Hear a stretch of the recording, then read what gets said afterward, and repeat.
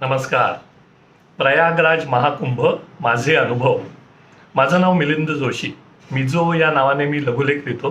मी ठाण्यात राहतो.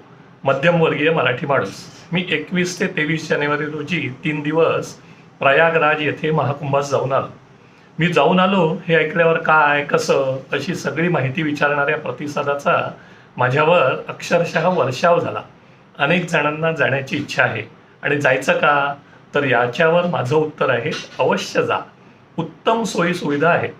माझं स्वतःचं गेली 2 वर्ष यूट्यूब चॅनल आहे, मिजो लघुलेख या नावाचं. त्यावर मी व्हिडिओ पोस्ट करेन. फक्त एकच मोठा व्हिडिओ करण्याऐवजी छोटे छोटे 10 व्हिडिओ करण्याचा मानस आहे. विषयानुसार प्रवास, टेंट सिटीमध्ये राहणं, गर्दी, खाण्यापिण्याची सोय, खर्च, स्वच्छता, सुरक्षा, स्त्रियांचा सहभाग, संगमस्नान आणि डुबकी असे विविध.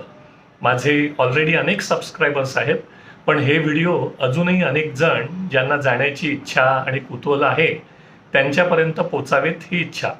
मी यावेळी लघुलेख न लिहिता फक्त यूट्यूब व्हिडिओ करणार आहे. तेव्हा यावेळी प्रथमच मी हा आणि इतर पुढचे या विषयाचे व्हिडिओ फॉरवर्ड करा अशी विनंती करत आहे. हर हर महादेव. मिजो प्रयागराज महाकुंभ अनुभव 2025. नमस्कार.